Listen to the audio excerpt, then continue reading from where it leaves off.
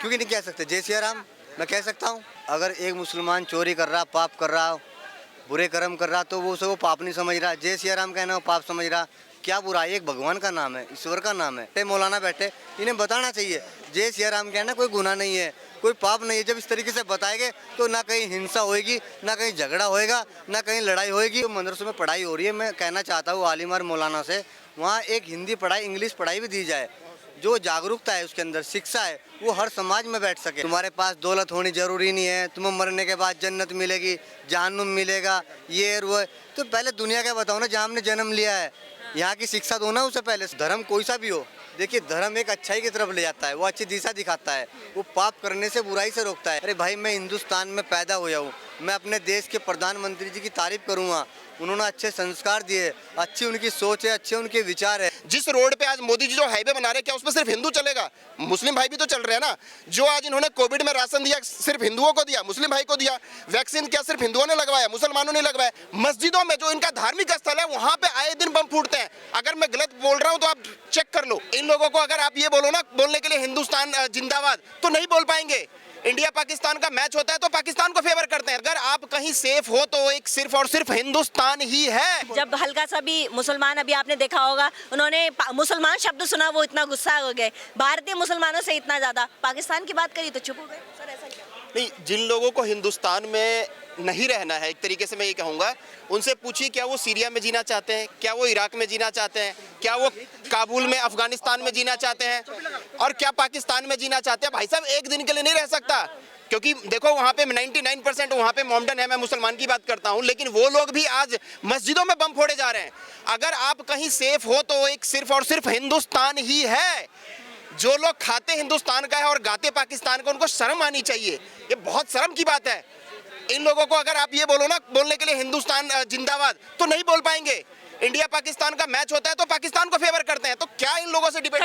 कश्मीरी, मैं वही बात कर रहा हूँ। सारे कश्मीरी ऐसे नहीं है, लेकिन कुछ ऐसे परसेंटेज हैं लोग जो अभी भी, जिनका पाकिस्तान प्रेम दिखता है। वो पाकिस्तान प्रेम जिन लोगों को दिखता है, वो भाई एक दिन के लिए जाके वहाँ देखो क्या हालत है। मस्जिदों में जो इनका धार्मिक स्थल है, वहाँ पे आए दिन बम फूटते हैं। अगर मैं गलत बोल रहा हूँ तो आप चेक कर लो। सही बात है क्या सर? ये बात बिल्कुल सही कह रहे हैं। क्या नाम है आपका? मेरा नाम मोहम्मद गुलशेर है। क्या ये मुसलमान दहशत में है, डर में है, क्या है ये? भारत में क्या हो रहा है? देखिए, जब से भारतीय जनता पार्टी की सरकार आई, मुसलमान यहाँ दहशत में नहीं है। जब तक कांग्रेस की सत्ता रही, यहाँ मुसलमान दहशत में रहा। कांग्रेस ने मुसलमान को डराने का काम किया है, और देश का मुसलमान जाग चुका है, जागरूकता आ गई। क्योंकि उसके पास जब से माननीय प्रधानमंत्री जी आए नरेंद्र मोदी 2014 से, शिक्षा आ गई उसके पास। अब वो किसी के बहकावे में नहीं आएगा। दूसरी चीज़, यहाँ का मुसलमान वो जय सिया राम कहने में भी नहीं हिचकिचाएगा। अच्छा, आप कह सकते हो जय श्री राम? क्योंकि नहीं कह सकते जय सिया राम? मैं कह सकता हूँ, क्योंकि हम इस भारतीय, हम हिंदुस्तान में पैदा हुए हैं। और जो कश्मीर के अंदर 370 धारा हटाई है, वहाँ के जो पंडितों के साथ अत्याचार हुआ है, उनकी जो जमीन दाब रखी है, तो ये लोग मुसलमान यहाँ का सेफ है, भारतीय जनता पार्टी के साथ है। ये आपको हम 2024 में दिखाते हैं। जब कोई नेता, कहीं बाहर मुल्क के नेता ये बोलते हैं कि एक हाथ में एटम बम, एक हाथ में कुरान, तो आपको बुरा नहीं लगता, आहत नहीं पहुंचती कि ये कुरान को आतंकवाद से कंपेयर कर रहे हैं, अंतर कर रहे हैं उसमें? नहीं, बाहर का जो इस तरीके से बोलता है तो बिल्कुल हमें महसूस होता है। क्या कुरान आतंकवाद का सोर्स है? नहीं, इस तरीके का नहीं। कुरान एक, इस्लाम धर्म कोई सा भी हो, देखिए धर्म एक अच्छाई की तरफ ले जाता है, वो अच्छी दिशा दिखाता है, वो पाप करने से, बुराई से रोकता है। वो कोई सा धर्म हो, इस्लाम धर्म हो, चाहे वो हिंदू धर्म हो, धर्म हर बुराई से बचाता है। धर्म बुरी चीज़ नहीं है। लेकिन जो इस तरीके के इन पर उंगली उठाता है, टिप्पणी करता है, ये गलत बात है। धर्म पे उंगली नहीं उठानी चाहिए।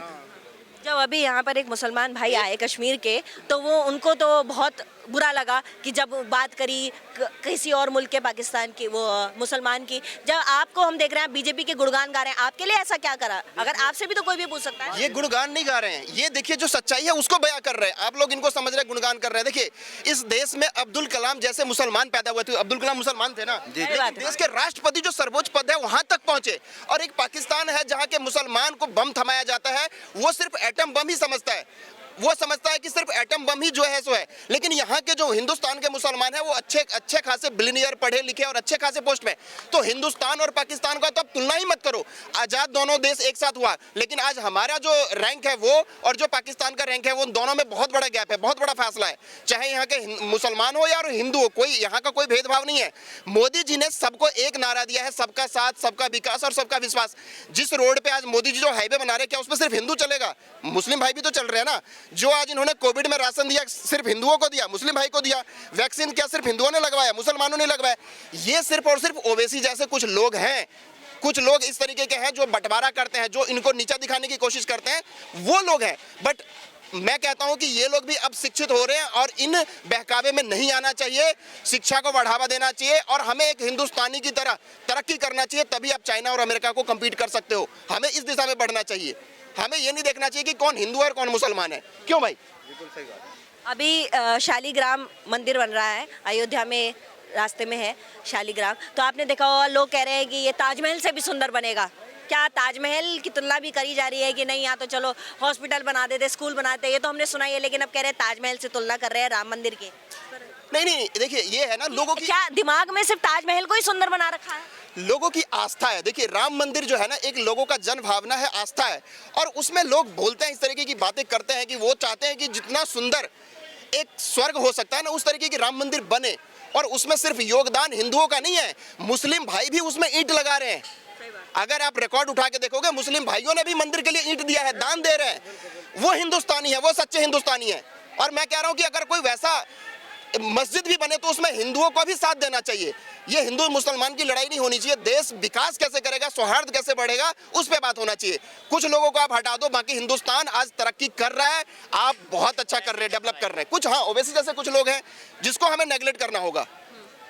आपने जय श्री राम बोल दिया, आपको डर नहीं लगा फतवे जारी नहीं कर देंगे आपके? मेरी बात सुनो, अगर एक मुसलमान चोरी कर रहा, पाप कर रहा, बुरे कर्म कर रहा, तो वो उसे वो पाप नहीं समझ रहा। जय सिया राम कहना वो पाप समझ रहा।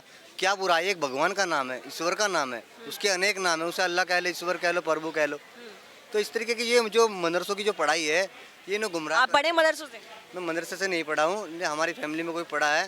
दूसरी चीज़, जो मदरसों में पढ़ाई हो रही है, मैं कहना चाहता हूँ आलिम और मौलाना से, वहाँ एक हिंदी पढ़ाई, इंग्लिश पढ़ाई भी दी जाए। जो जागरूकता है उसके अंदर, शिक्षा है, वो हर समाज में बैठ सके।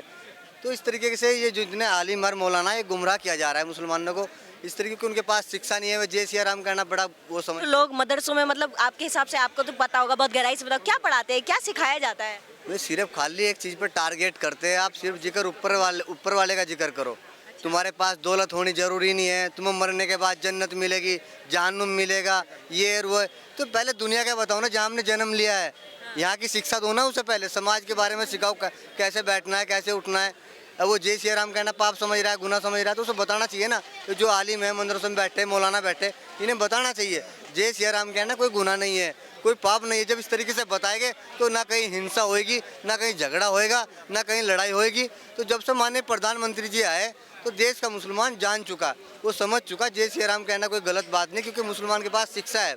2024 में आपके हिसाब से प्रधानमंत्री मोदी बनेंगे? देखिए, देश का मुसलमान माननीय प्रधानमंत्री जी के साथ है, और फुल बहुमत में जिताकर फिर संसद में दोबारा से भेजेंगे, क्योंकि देश को डेवलपमेंट किया है, देश के अंदर विकास किया है, रोजगार दिया है। तो ये माननीय प्रधानमंत्री जी बहुत अच्छा कार्य किया है। देश का मुसलमान भी साथ है। राम मंदिर गेट खुलेगा 2024 में, वहाँ भी मुसलमान जाएगा, इस्तकबाल करेगा हिंदू भाई का, कोई दिक्कत नहीं है। ये हमारा देश की खूबसूरती है, प्रेम है, भाईचारा है। अच्छा, भाईचारे की आपने बात करी, जब आप आपस में निकलते होंगे, कट्टरपंथी विचारधारा भी सुनते होंगे, तब आपको लोग नहीं बोलते कि भाई तू मोदी को क्यों सपोर्ट कर रहा है, या आपको ऐसा मोदी में क्या खास दिख रहा है? देखिए, मुझे बहुत लोग बोलते हैं, बहुत मुसलमान भाई बोलते हैं, यार तू मुसलमान ही नहीं है, तू जय सिया राम बोलता है, तू मोदी जी की तारीफ करता है। अरे भाई, मैं हिंदुस्तान में पैदा हुआ हूँ, मैं अपने देश के प्रधानमंत्री जी की तारीफ करूँगा। उन्होंने अच्छे संस्कार दिए, अच्छी उनकी सोच है, अच्छे उनके विचार है, इस देश को बहुत अच्छी दिशा में ले आने का काम कर रहे हैं। तो योगी जी और मोदी जी कर रहे हैं। तो देश का मुसलमान समझ गया, कुछ जो थोड़ा बहुत रह रहा है वो 2024 में और माननीय प्रधानमंत्री जी शिक्षा के द्वारा वो भी इस रास्ते पे आ जाएगा, कहीं बहकने के नहीं। मतलब आपको देखकर तो ये क्लियरली लग रहा है कि देश का मुसलमान डरा हुआ नहीं है।